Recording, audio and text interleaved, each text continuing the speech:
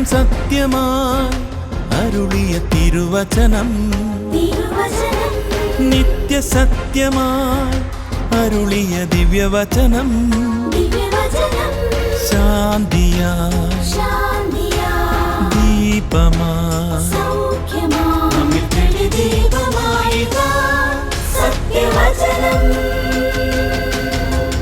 വിടുതലായി രക്ഷയായി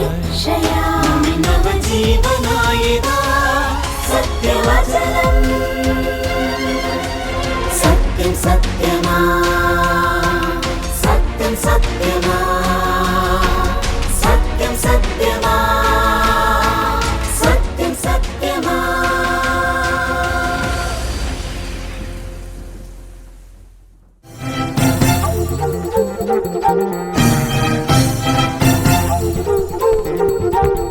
പിന്നാദമുയരും നീതാ hallelujah hallelujah മഹത്വത്തിൻ രാജനെഴുന്നള്ളുന്നു കൊയ്ത്തിന്റെ അതിപരവൻ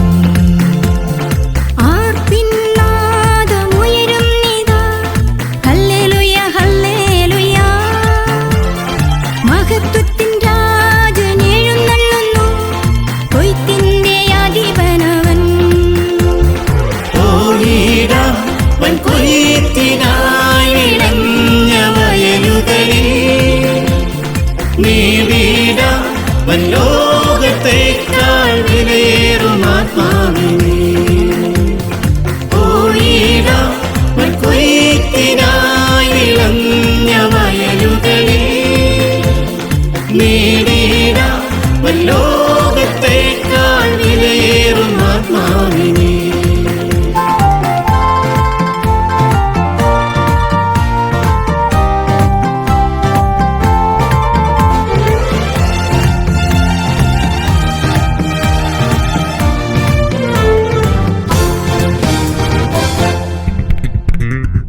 ഇരുളേറുന്നു പാരിടത്തിൽ ഇല്ലിനി നാളധികം ഇത്തിരി വെട്ടം പകർന്നിടാൻ ഇതാ ഞാൻ അയക്കണമേ.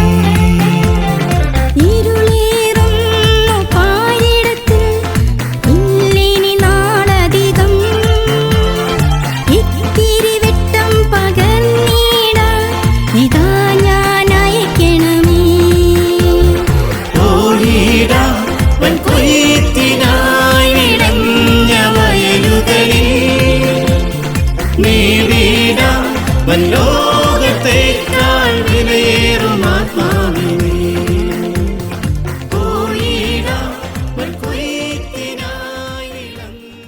സത്യം സത്യമായി എന്ന ദൈവവചന സന്ദേശത്തിലേക്ക് ഏവർക്കും സ്വാഗതം.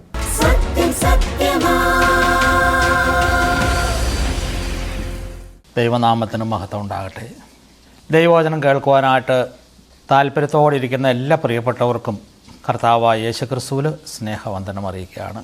വിശുദ്ധ യോഹന്നാൻ എഴുതിയ സുവിശേഷം 4-ാം അധ്യായത്തിൽ നിന്ന് കർത്താവായ യേശുക്രിസ്തുവും ശമരിയാക്കാരിയും എന്ന ഒരു വിഷയമാണ് നമുക്ക് ഇന്ന് ചിന്തിക്കുവാനായിട്ടുള്ളത്.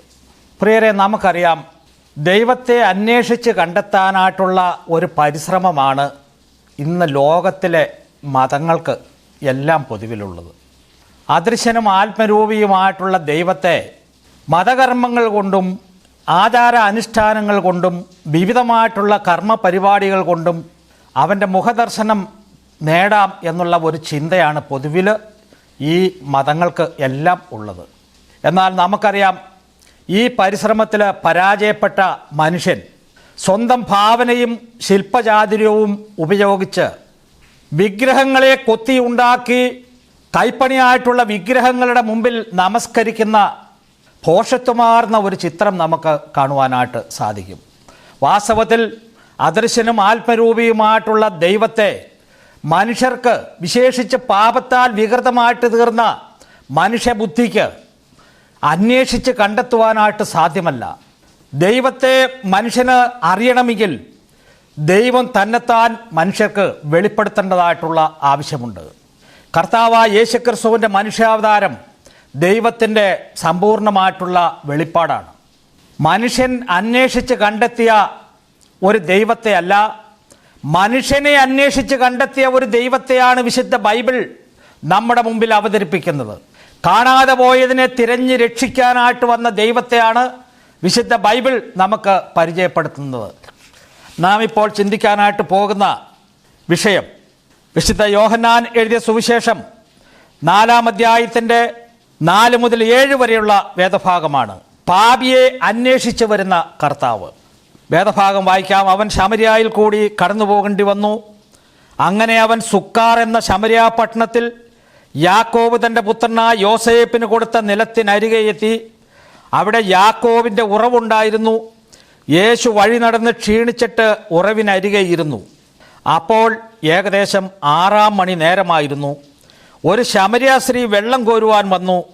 യേശു അവളോട്, എനിക്ക് കുടിക്കാൻ തരുമോ എന്ന് ചോദിച്ചു. ഇസ്രായേലിലെ ഗലീലയ്ക്കും യഹൂദയ്ക്കും ഇടയിൽ നടുഭാഗത്ത് കിടക്കുന്ന ഒരു ഭൂപ്രദേശമാണ് ശമര്യ എന്ന് പറയുന്ന ഭൂപ്രദേശം. അവിടെ പാർത്തിരുന്ന ശമര്യക്കാരെ സംബന്ധിച്ച് അവർ സമ്മിശ്ര ജാതിയായിട്ടുള്ള ജാതികളുമായിട്ട് കൂടിക്കലർന്ന് സമ്മിശ്ര ജാതിയായിട്ടുള്ള ആളുകളാണ്. സാധാരണ യഹൂദന്മാർ വളരെ വെറുപ്പോടു കൂടിയാണ് ഈ ശമര്യക്കാരെ കണ്ടിരുന്നത്. കാരണം അവർക്ക് വംശശുദ്ധിയില്ല, അവർക്ക് രക്തശുദ്ധിയില്ല. ഈ ഒരു കാരണത്താൽ അവരുടെ ദേശത്ത് കാലുകുത്തുവാൻ തന്നെ യാഥാസ്ഥിതിക യഹൂദന്മാർ അറച്ചിരുന്നു. അതുകൊണ്ട് ഒരു യഹൂദൻ ഗലീലയിൽ നിന്ന് യഹൂദ്യയിലേക്ക് യാത്ര ചെയ്യണമെങ്കിൽ വളഞ്ഞു ചുറ്റിയാണ് സഞ്ചരിച്ചിരുന്നത്. തിരിച്ചും അങ്ങനെ തന്നെ. ഈ ഒരു സാമൂഹ്യ പശ്ചാത്തലത്തിലാണ് കർത്താവായ യേശുക്രിസ്തു ഒരു ശമര്യ പട്ടണത്തിൽ ചെന്ന് യാക്കോബിൻ്റെ കിണറിൻ്റെ കരയിൽ ഇരിക്കുന്നത്. ഇത് വളരെ ആശ്ചര്യകരമാണ്. വഴി നടന്ന് ക്ഷീണിച്ച കർത്താവായ യേശുക്രിസ്തു വളരെ ദാഹം ഉള്ളവനായിട്ട് കയറും പാളയും കാണാത്തത് കൊണ്ട് ഈ കിണറിൻ്റെ കരയിലെ ഒരു പാറക്കല്ലിൽ അങ്ങനെ ഇരിപ്പുറപ്പിച്ചിരിക്കുകയാണ്. കയറും പാളയുമായിട്ട് ആരെങ്കിലും കടന്നു വരണം വെള്ളം കോരുവാനായിട്ട്. സർവശക്തനായ യേശുക്രിസ്തുവിന് വാസ്തവത്തിൽ കിണറെ പൊങ്ങിവാ എന്ന് അരുളി ചെയ്താൽ കിണറും വെള്ളവും മേലോട്ട് പൊങ്ങി വരും. തനിക്ക് ദാഹശമനത്തിന് വെള്ളം ലഭിക്കും. പക്ഷേ കർത്താവായ യേശുക്രിസ്തു അങ്ങനെ ചെയ്യുന്നില്ല.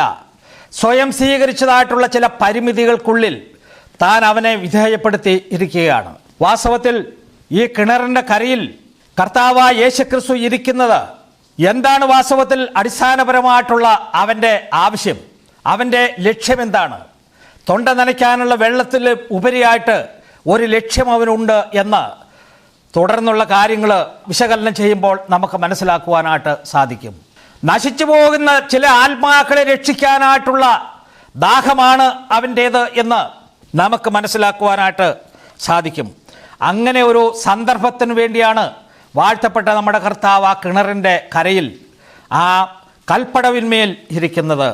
ഈ ഒരു സന്ദർഭത്തിൽ നമ്മൾ കാണുന്നു, അപ്പോൾ ഒരു ശമര്യക്കാരി വെള്ളം കോരുവാനായിട്ട് വന്നു എന്ന് നമുക്ക് അവിടെ വായിക്കുവാനായിട്ട് സാധിക്കുന്നുണ്ട്. പ്രിയപ്പെട്ടവരെ, ഈ ഒരു സന്ദർഭത്തിന് വേണ്ടിയാണ് വാഴ്ത്തപ്പെട്ട കർത്താവ് ആ കൽപ്പടവിൽ ഇരിക്കുന്നത് എന്ന് നാം മനസ്സിലാക്കണം. കർത്താവായ യേശുക്രിസ്തു അവളെ സന്ദർശിച്ചിരുന്നില്ല എങ്കിൽ അവൾ അവളുടെ പാപത്തിൻ്റെ ഇരുളിൽ എന്നേക്കുമായിട്ട് നശിച്ചു പോകുമായിരുന്നു. പാപിയെ സന്ദർശിക്കുന്ന ദൈവത്തെയാണ് ഇവിടെ നമുക്ക് കാണുവാനായിട്ട് സാധിക്കുന്നത്. കിണറ്റിൻകരയിൽ ഒരു യഹൂദൻ ഇരിക്കുന്നത് കണ്ട് ഈ ശമര്യക്കാരി സ്ത്രീ ആശ്ചര്യപ്പെട്ടു പോയി. അത് അസാധാരണമാണ്. അസാൻമാർഗ ജീവിതം നയിച്ചിരുന്ന അവള് സാമൂഹ്യ ഭ്രഷ്ട് അനുഭവിച്ചിരുന്നു എന്ന് വിചാരിക്കേണ്ടതുണ്ട്. കാരണം നട്ടുച്ച നേരത്ത് ജനങ്ങൾ ഒഴിവാകുന്ന സമയത്ത് അവൾ വെള്ളത്തിന് വന്നത്, അതിൽ നിന്ന് നമുക്കതാണ് അനുമാനിക്കാനായിട്ട് സാധിക്കുന്നത്. കിണറ്റിൻ്റെ കരയിൽ ഒരു യഹൂദൻ ഇരിക്കുന്നത് കണ്ട് ഈ സ്ത്രീ ആശ്ചര്യത്തോടെ നിൽക്കുകയാണ്. കർത്താവായ യേശുക്രിസ്തു അവളോട് ചോദിച്ചു, എനിക്ക് കുടിക്കാൻ തരുമോ? ഒരു യഹൂദൻ തന്നോട് കുടിവെള്ളം ആവശ്യപ്പെടുന്നത് ആ സ്ത്രീ വളരെ അമ്പരപ്പോടുകൂടിയാണ് ശ്രവിക്കുന്നത്. അനേകർക്ക് ജീവജലം നൽകിയവനായിട്ടുള്ള കർത്താവ്, ജീവജലത്തിൻ്റെ അരുവി നൽകുന്നവനായിട്ടുള്ള കർത്താവ് ആ സ്ത്രീയോട് ചോദിക്കുകയാണ്, നീ എനിക്ക് കുടിക്കാൻ തരുമോ എന്ന് ചോദിക്കുകയാണ്. പ്രിയപ്പെട്ടവരെ, വാസ്തവത്തിൽ കർത്താവായ യേശുക്രിസ്തു അവരുടെ ജീവിതത്തിലേക്ക് ഒരു കൊളുത്തെറിയുകയായിരുന്നു എന്നുള്ളത് നമുക്ക് മനസ്സിലാക്കാനായിട്ട് സാധിക്കും. രണ്ടാമത്തെ പോയിന്റ് നമുക്ക് ശ്രദ്ധിക്കാം. പശ്ചാത്തലത്തിൽ നിന്ന് സുവിശേഷ സന്ദർഭം ഒരുക്കുന്ന കർത്താവ്. 4-ാം അധ്യായത്തിൻ്റെ 9-10 വാക്യങ്ങൾ. ശമരിയാക്കാരി അവനോട്, ഒരു യഹൂദനായ നീ ശമരിയാക്കാരിയായി എന്നോട് കുടിപ്പാൻ ചോദിക്കുന്നത് എങ്ങനെ? അതിന് യേശു, നീ ദൈവത്തിൻ്റെ ദാനവും നിന്നോട് കുടിക്കാൻ ചോദിക്കുന്നവൻ ആരെന്നും അറിഞ്ഞിരുന്നു എങ്കിൽ അവനോട് ചോദിക്കുകയും അവൻ ജീവനുള്ള വെള്ളം നിനക്ക് തരികയും ചെയ്യുമായിരുന്നു എന്ന് ഉത്തരം പറഞ്ഞു. വഴി നടന്ന് ക്ഷീണിച്ച ഒരു യഹൂദൻ എന്നതിന് അപ്പുറം ശമരിയാക്കാരിക്ക് കർത്താവായ യേശുക്രിസ്തുവിനെ കുറിച്ച് ഒന്നും അറിഞ്ഞുകൂടാ. അവൻ്റെ തലയ്ക്ക് ചുറ്റും വാസ്തവത്തിൽ തിരിച്ചറിവിനുള്ള ഒരു പ്രഭാവലയമില്ല. ഏത് മനുഷ്യനും അവനെ തിരിച്ചറിഞ്ഞാൽ വാസ്തവത്തിൽ ജീവനുള്ള വെള്ളത്തിനു വേണ്ടി കർത്താവായ യേശുക്രിസ്തുവിൻ്റെ കാൽക്കൽ വീഴും എന്നുള്ളതിന് യാതൊരു സംശയവുമില്ല. ഈ ശമരിയാക്കാരിയെ പോലെ അനേകം മനുഷ്യരിന്ന് ഈ തിരിച്ചറിവില്ലാതെ തങ്ങളുടെ പാപ വഴികളിലും തങ്ങളുടെ രഹസ്യ പാപത്തിലും തങ്ങളുടെ വ്യർത്ഥമായ മതഭക്തിയിലും കഴിഞ്ഞുകൂടുന്നവരാണ് എന്ന് നമുക്ക് കാണുവാനായിട്ട് സാധിക്കും. കർത്താവായ യേശുക്രിസ്തു താൻ അവിടെ ഇരിക്കുന്നതിൻ്റെ യഥാർത്ഥ വിഷയത്തിലേക്ക് ഇവിടെ കടന്നു വരികയാണ്. രണ്ടു കൂട്ടർക്കും താല്പര്യമുള്ള ഒരു വിഷയം, വെള്ളത്തിൻ്റെ വിഷയം. ആ വിഷയത്തിലേക്കാണ് കർത്താവായ യേശുക്രിസ്തു ഇവിടെ കടന്നു വരുന്നത്. വാസ്തവത്തിൽ സ്ത്രീക്ക് കർത്താവിന് കൊടുക്കാൻ കഴിയുന്ന ഒരു വെള്ളമുണ്ട്, കർത്താവിന് സ്ത്രീക്ക് പകർന്നു നൽകുവാൻ കഴിയുന്ന മറ്റൊരു വെള്ളവുമുണ്ട്. ഈ തിരിച്ചറിവൊന്നും വാസ്തവത്തിൽ ഈ ശമരിയാക്കാരി സ്ത്രീക്ക് ഇല്ല എന്ന് നമുക്ക് മനസ്സിലാക്കാനായിട്ട് സാധിക്കും. കയറും പാളയും കയ്യിലില്ലാത്ത ഒരു യഹൂദൻ എങ്ങനെയാണ് യാക്കോബിൻ്റെ ആഴമേറിയ കിണറ്റിൽ നിന്ന് ജീവനുള്ള വെള്ളം കോരിത്തരുക എന്ന് ഈ സ്ത്രീക്ക് അറിഞ്ഞുകൂടാ. അല്ല, വാസ്തവത്തിൽ അങ്ങനെ ഒരു വെള്ളമുണ്ടോ? ജീവനുള്ള വെള്ളം എന്ന ഒരു വെള്ളം വാസ്തവത്തിൽ ഉണ്ടോ? എങ്കിൽ ആ വെള്ളം വാഗ്ദാനം ചെയ്യുന്ന ഇവൻ ആരാണ്? സ്ത്രീ എങ്ങനെ ആശ്ചര്യപരതന്ത്രയായിട്ട് നിൽക്കുകയാണ്. എന്നെ കേൾക്കുന്ന പ്രിയപ്പെട്ടവരെ, ജീവനുള്ള വെള്ളം പ്രദാനം ചെയ്യുന്നവനായി വാഴ്ത്തപ്പെട്ട കർത്താവായ യേശുക്രിസ്തുവിനെ നിങ്ങൾ മനസ്സിലാക്കിയിട്ടുണ്ടോ? ജീവജലത്തിൻ്റെ ഉറവയായിട്ടുള്ള കർത്താവായ യേശുക്രിസ്തുവിൽ നിന്ന് നിങ്ങൾ ആ ജീവജലം കുടിച്ചിട്ടുണ്ടോ? ആത്മദാഹവും പാരവശ്യവുമായിട്ട് ജീവിക്കുന്ന ഒരു വ്യക്തിയാണ് നിങ്ങളെങ്കിൽ തീർച്ചയായിട്ടും കർത്താവായ യേശുക്രിസ്തുവിൻ്റെ അടുക്കിലേക്ക് വരിക എന്ന് ഞങ്ങൾ നിങ്ങളെ ആഹ്വാനം ചെയ്യുകയാണ്. മൂന്നാമത്തെ പോയിന്റ് നമുക്ക് നോക്കാം. ജീവജലം നൽകുന്നവനായിട്ടുള്ള കർത്താവ്. വേദഭാഗം 4-ാം അധ്യായത്തിൻ്റെ 11 മുതൽ 15 വരെ വേദഭാഗം. യജമാനനെ നിനക്ക് കോരുവാൻ പാത്രമില്ലല്ലോ, കിണർ ആഴമുള്ളതാകുന്നു, പിന്നെ ജീവനുള്ള വെള്ളം നിനക്ക് എവിടെ നിന്ന്? നമ്മുടെ പിതാവായ യാക്കോബിനേക്കാൾ നീ വലിയവനോ? യേശു അവളോട്, ഈ വെള്ളം കുടിക്കുന്നവനെല്ലാം പിന്നെയും ദാഹിക്കും. ഞാൻ കൊടുക്കുന്ന വെള്ളം കുടിക്കുന്നവനോ ഒരു നാളും ദാഹിക്കയില്ല. ഞാൻ കൊടുക്കുന്ന വെള്ളം അവനെ നിത്യജീവങ്കിലേക്ക് പൊങ്ങി വരുന്ന നീരുറവായി തീരും. സ്ത്രീ അവനോട്, യജമാനനെ എനിക്ക് ദാഹിക്കാതെയും ഞാൻ വെള്ളം കോരുവാൻ ഇവിടത്തോളം വരാതെയും ഇരിക്കേണ്ടതിന് ആ വെള്ളം എനിക്ക് തരണം എന്ന് പറഞ്ഞു. ശമരിയാക്കാരിയെ ആകാംക്ഷയുടെ കൊടുമുടിയിൽ നിർത്തിയിരിക്കുകയാണ് വാഴ്ത്തപ്പെട്ട നമ്മുടെ കർത്താവ്. തൻ്റെ കയ്യിൽ ജീവനുള്ള വെള്ളമുണ്ട്.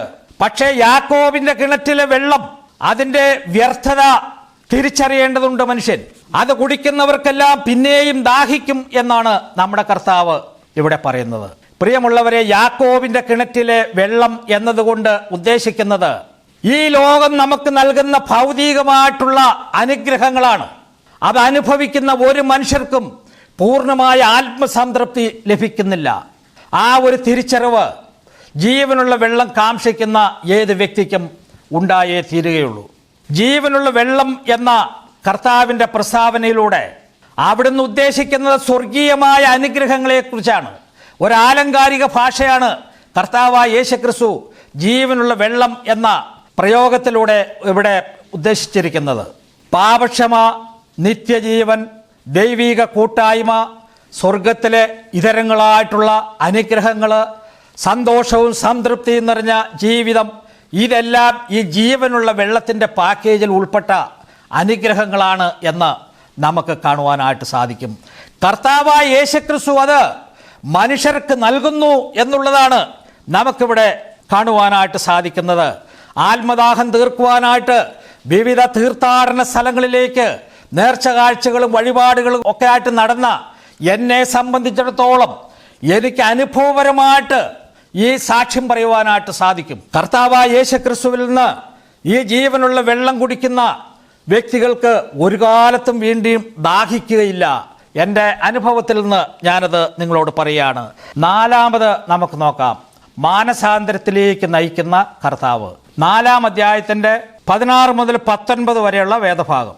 യേശു അവളോട് പോയി ഭർത്താവിനെ വിളിച്ചുകൊണ്ട് വരിക എന്ന് പറഞ്ഞു. എനിക്ക് ഭർത്താവില്ല എന്ന് സ്ത്രീ ഉത്തരം പറഞ്ഞതിന്, എനിക്ക് ഭർത്താവില്ല എന്ന് നീ പറഞ്ഞത് ശരി, 5 ഭർത്താക്കന്മാർ നിനക്കുണ്ടായിരുന്നു, ഇപ്പോൾ ഉള്ളവനോ ഭർത്താവല്ല, നീ പറഞ്ഞത് ശരി തന്നെ എന്ന് പറഞ്ഞു. സ്ത്രീ അവളോട്, യജമാനനെ, നീ പ്രവാചകൻ എന്ന് ഞാൻ അറിയുന്നു. ശമരിയാക്കാരി വാസ്തവത്തിൽ നടുങ്ങിപ്പോയി. താൻ വിവസ്ത്രയാക്കപ്പെട്ടതുപോലെ അവൾക്ക് അനുഭവപ്പെട്ടു. ഈ മനുഷ്യന്റെ കണ്ണിന്റെ മുമ്പിൽ താൻ മറഞ്ഞിരിക്കുന്നില്ല എന്ന യാഥാർത്ഥ്യത്തിന് മുമ്പിൽ അവൾ വല്ലാതെ ഭയപ്പെട്ട് ചൂളി നിൽക്കുകയാണ്. വാസ്തവത്തിൽ കർത്താവായ യേശുക്രിസ്തു അവളുടെ ഹൃദയത്തിലേക്ക്, അതിൻ്റെ അന്തരാളത്തിലേക്ക് ഒരു ടോർച്ച് മിന്നിക്കുകയാണ് ചെയ്തത്. അവളുടെ രഹസ്യമായ പാപങ്ങളിലേക്ക് കർത്താവ് ഒരു വെളിച്ചം മിന്നിക്കുകയാണ് ചെയ്തത്. എനിക്ക് ഭർത്താവില്ല എന്ന് അവൾ പറഞ്ഞപ്പോൾ താൻ അവിവാഹിതയായ ഒരു കന്യകയാണ് എന്ന ഒരു ധ്വനി പരത്താനാണ് അവൾ ശ്രമിച്ചത്. എന്നാൽ യേശുക്രിസ്തു അവളുടെ മുഖം മൂടി ചീന്തിയെറിഞ്ഞു. അവൾക്ക് അവളെ തന്നെ വെളിപ്പെടുത്തി. അവളൊരു വിവാഹ തട്ടിപ്പുകാരിയാണ്. കഴിഞ്ഞ കാലങ്ങളിൽ 5 വിവാഹം അവൾ നടത്തിയിട്ടുണ്ട്. ഇപ്പോഴും ഒരു പുരുഷന്റെ കൂടെ അവൾ കഴിഞ്ഞുകൂടുകയാണ്. വിവാഹമൊന്നും നടത്തിയിട്ടില്ല. ഞാൻ ഉപേക്ഷണം വെറുക്കുന്നു എന്ന് പറഞ്ഞിരിക്കുന്ന കർത്താവിൻ്റെ മുമ്പിൽ അവളുടെ ഈ വിവാഹ പരമ്പരകൾ അംഗീകരിക്കപ്പെട്ടിട്ടില്ലായക കൊണ്ട് അവൾ വ്യഭിചാരിണിയായിട്ട് കഴിഞ്ഞു പോരുകയാണ്. ഇപ്പോഴും അവളൊരു വ്യഭിചാരിണിയാണ്. കർത്താവായ യേശുക്രിസ്തു വാസ്തവത്തിൽ ആ വസ്തുതയാണ് അവളെ തുറന്ന് ബോധ്യപ്പെടുത്തുന്നത്. മനുഷ്യൻ്റെ ലൈംഗിക പാപങ്ങൾ ഏറ്റവും വലിയ കുറ്റകൃത്യമാണ് എന്ന് വിശുദ്ധ ബൈബിൾ വെളിപ്പെടുത്തുന്നുണ്ട്. എബ്രായ ലേഖനം 13-4 വാക്യത്തിൽ നമുക്ക് അത് കാണുവാനായിട്ട് സാധിക്കും. ശമരിയാക്കാരിക്ക് ജീവനുള്ള വെള്ളം വേണം, പക്ഷേ തൻ്റെ പാപജീവിതത്തിൽ അവൾക്ക് തുടരുകയും വേണം. അതൊരിക്കലും സാധ്യമായ കാര്യമല്ല. ഒരു മനുഷ്യൻ പാപക്ഷമ വാങ്ങാതെ, പുതിയ സൃഷ്ടിയായി തീരാതെ സ്വർഗത്തിൽ കൊണ്ടുപോകുന്ന പരിപാടി ദൈവത്തിനില്ല. എന്നെ കേൾക്കുന്ന പ്രിയപ്പെട്ടവരെ, നിത്യജീവൻ പ്രാപിക്കണമെന്ന് ആഗ്രഹമുണ്ട് എങ്കിൽ, നിത്യ രാജ്യത്തിലേക്ക്, സ്വർഗത്തിൽ ദൈവത്തിൻ്റെ വാസസ്ഥലത്ത് പ്രവേശിക്കണം എന്ന് ആഗ്രഹമുണ്ട് എങ്കിൽ, നമ്മുടെ രഹസ്യവും പരസ്യവുമായിട്ടുള്ള പാപങ്ങൾക്ക് കർത്താവിൽ നിന്ന് ക്ഷമ പ്രാപിക്കേണ്ടതായിട്ടുള്ള ആവശ്യം നമുക്കുണ്ട് എന്നുള്ളത് നമ്മൾ മനസ്സിലാക്കിക്കൊള്ളുക. പുതിയ സൃഷ്ടികളായിട്ട് തീർന്ന വ്യക്തികൾക്ക് മാത്രമേ സ്വർഗത്തിലേക്ക് പ്രവേശിക്കാനായിട്ട് സാധിക്കുകയുള്ളൂ. കർത്താവായ യേശുക്രിസ്തു നമ്മളെ പുതിയ സൃഷ്ടിയാക്കി തീർക്കുന്ന ഒരു വ്യക്തിയാണ്. മാനസാന്തരത്തോടെ കർത്താവിനെ വിളിച്ച് അപേക്ഷിക്കുക. 5-ാമത് നമുക്ക് നോക്കാം, വിളശേഖരണം നടത്തുന്ന കർത്താവ്. വേദഭാഗം 4-25, 26, 28, 30, 39 മുതൽ 42 വരെ വേദഭാഗം. സ്ത്രീ അവനോട്, മശിഹ എന്ന് വെച്ചാൽ ക്രിസ്തു വരുന്നു എന്ന് ഞാൻ അറിയുന്നു. അവൻ വരുമ്പോൾ സകലതും അറിയിച്ചു തരും എന്ന് പറഞ്ഞു. യേശു അവളോട്, നിന്നോട് സംസാരിക്കുന്ന ഞാൻ തന്നെ മശിഹ എന്ന് പറഞ്ഞു. അനന്തരം സ്ത്രീ പാത്രം വെച്ചിട്ട് പട്ടണത്തിൽ ചെന്ന് ജനങ്ങളോട്, ഞാൻ ചെയ്തതൊക്കെയും എന്നോട് പറഞ്ഞ ഒരു മനുഷ്യനെ വന്ന് കാണുവിൻ, അവൻ പക്ഷേ ക്രിസ്തു ആയിരിക്കുമോ എന്ന് പറഞ്ഞു. അവർ പട്ടണത്തിൽ നിന്നും പുറപ്പെട്ട് അവൻ്റെ അടുക്കൽ വന്നു. സ്ത്രീ സാക്ഷ്യം പറഞ്ഞ വാക്ക് നിമിത്തം ആ പട്ടണത്തിലെ പലരും അവനിൽ വിശ്വസിച്ചു. 4:39. തൻ്റെ രഹസ്യ ജീവിതം തുറന്ന് കാണിച്ച കർത്താവായ യേശുക്രിസ്തുവിൻ്റെ മുമ്പിൽ സംഭാഷണം വഴിതിരിച്ചു വിടുവാനായിട്ട് ഈ സ്ത്രീ ഒരു വിഫല ശ്രമം നടത്തുന്നു എന്നുള്ളത് നമുക്ക് കാണുവാൻ നമുക്ക് സാധിക്കും. കർത്താവായ യേശുക്രിസ്തു പക്ഷേ അവളെ വിടാതെ പിന്തുടരുകയാണ്. അങ്ങനെ ആ സംഭാഷണം മശിഹായിലെത്തി എന്ന് നമുക്ക് കാണുവാനായിട്ട് സാധിക്കും. അപ്പോൾ കർത്താവായ യേശുക്രിസ്തു തന്നെ അവൾക്ക് വെളിപ്പെടുത്തുകയാണ്. നിന്നോട് സംസാരിക്കുന്ന ഞാൻ തന്നെ മശിഹ എന്ന് കർത്താവായ യേശുക്രിസ്തു തന്നെത്താൻ അവൾക്ക് വെളിപ്പെടുത്തി. യേശുവിൻ്റെ പ്രസ്താവന കേട്ട ശമരിയാക്കാരി സ്ത്രീ നടുക്കത്തോടും ആശ്ചര്യത്തോടും അമ്പരപ്പോടും കൂടി യേശു കർത്താവിൻ്റെ കാൽക്കൽ വീണ് നമസ്കരിച്ചു എന്ന് നമുക്ക് അനുമാനിക്കുവാൻ, മനസ്സിലാക്കുവാനായിട്ട് സാധിക്കും. കാലങ്ങളായിട്ട് തങ്ങൾ കാത്തിരുന്ന മശിഹാ തമ്പുരാൻ സ്വർഗം താണിറങ്ങി തൻ്റെ അടുക്കിലേക്ക് വന്നിരിക്കുന്നു എന്ന തിരിച്ചറിവില് അവൾ ആ തൃപ്പാദത്തെങ്കിൽ വീണ് പാപക്ഷമയ്ക്ക് വേണ്ടി കണ്ണുനീരോടെ കർത്താവായ യേശുക്രിസ്തുവിനോട് അപേക്ഷിച്ചു എന്ന് നമുക്ക് മനസ്സിലാക്കാം. കടിഞ്ചുമുപ്പായിരുന്ന അവളുടെ പാപങ്ങൾ കർത്താവായ യേശുക്രിസ്തു കഴുകി ഹിമം പോലെ അവളെ വെളുപ്പിച്ചു. പ്രിയപ്പെട്ടവരെ, നമ്മൾ മനസ്സിലാക്കണം, ജീവജലം കുടിക്കുന്നതിന് തടസ്സമായിട്ട് നിന്ന അവളുടെ പാപങ്ങൾ സമൂലം മായ്ക്കപ്പെട്ടു. യേശുക്രിസ്തു അവൾക്ക് നിത്യജീവൻ നൽകി, അവൾക്ക് സ്വർഗം നൽകി. കർത്താവായ യേശുക്രിസ്തു നിത്യജീവൻ പ്രാപിച്ചതിൻ്റെ സന്തോഷത്തിലേക്ക് പ്രവേശിച്ച അവള് യാക്കോബിന്റെ കിണറ്റിലെ വെള്ളം കോരുവാൻ കൊണ്ടുവന്ന കലം ഉപേക്ഷിച്ച് തൻ്റെ പട്ടണത്തിലേക്ക് ഓടിച്ചെന്ന് നമുക്ക് കാണാം. തൻ്റെ ചാർച്ചക്കാരും ദേശവാസികളുമായിട്ടുള്ള ആളുകളെല്ലാം വിളിച്ചുകൂട്ടി യേശുവിൻ്റെ അടുക്കിലേക്ക് കൊണ്ടുവന്നു. പ്രിയപ്പെട്ടവരെ, രൂപാന്തരപ്പെട്ട ആ സ്ത്രീ ഒരു സുവിശേഷ പ്രവർത്തകയായി തീർന്നു എന്ന് നമുക്ക് കാണുവാനായിട്ട് സാധിക്കും. എന്നെ കേൾക്കുന്ന പ്രിയപ്പെട്ടവരെ, കർത്താവായ യേശുക്രിസ്തു ഇന്ന് നമുക്ക് സമീപസ്ഥനായിട്ട് ഉണ്ട് എന്നുള്ള വസ്തുത നമുക്ക് ഓർക്കാം. യേശുക്രിസ്തുവിലേക്ക് വന്ന് നിത്യജീവൻ പ്രാപിച്ച ആളുകള് മറ്റുള്ള ആളുകളെ, പാപത്തിലിരിക്കുന്ന ആളുകളെ യേശുവിൻ്റെ അടുക്കിലേക്ക് നയിക്കേണ്ട ഉത്തരവാദിത്വമുണ്ട് എന്നുള്ളതും ഇത്തരുണത്തിൽ നമുക്ക് ശ്രദ്ധിക്കുവാനായിട്ട് സാധിക്കും. പ്രിയപ്പെട്ടവരെ, ഈ വചനത്തിലൂടെ, ഈ ദൈവവചനത്തിലൂടെ ശമരിയാക്കാരിയെ സന്ദർശിച്ചവനായിട്ടുള്ള കർത്താവായ യേശുക്രിസ്തു ഈ വചനത്തിന്റെ കേൾവിയിലൂടെ ഇപ്പോൾ നിങ്ങളെയും സന്ദർശിച്ചിരിക്കുകയാണ്. എന്താണ് വാസ്തവത്തിൽ നിങ്ങളുടെ പ്രതികരണം? കർത്താവായ യേശുക്രിസ്തുവിനെ നിങ്ങൾ മനസ്സിലാക്കി അംഗീകരിക്കുന്നുവെങ്കിൽ, നിങ്ങൾ അവനോട് പാപക്ഷമ പ്രാപിക്കുന്നുവെങ്കിൽ, ജീവനുള്ള വെള്ളം കുടിക്കുവാനായിട്ടുള്ള സൗകര്യം, അവസരം നിങ്ങൾക്കും ഉണ്ട് എന്നുള്ളത് ഞാൻ നിങ്ങളെ സ്നേഹപൂർവ്വം ഓർപ്പിക്കുകയാണ്. നിത്യജീവന് വേണ്ടി അവൻ്റെ കാൽക്കൽ വീണതുപോലെ, പാപക്ഷമയ്ക്ക് വേണ്ടി അവൻ്റെ കാൽക്കൽ വീണതുപോലെ നിങ്ങൾക്കും ഈ യേശു കർത്താവിൻ്റെ മുമ്പിൽ വീണാൽ അവൻ നിങ്ങൾക്ക് നിത്യജീവൻ തരും. എൻ്റെ മാന്യ ശ്രോതാക്കളെ, ഈ യേശു ക്രിസ്തുവിൽ നിന്ന് നിങ്ങൾക്ക് ഏവർക്കും നിത്യജീവൻ ലഭിക്കട്ടെ എന്നുള്ള ആശംസയോടെ ഞാനിവിടെ നിർത്തുകയാണ്. ദൈവനാമത്തിന് മഹത്വം ഉണ്ടാകട്ടെ. ആരെ ഞാനയക്കേണ്ടു, ആരിനി പോയിടും, അരുമനാഥ നിന്നിമ്പസ്വരം മുഴങ്ങും കാതുകളിൽ.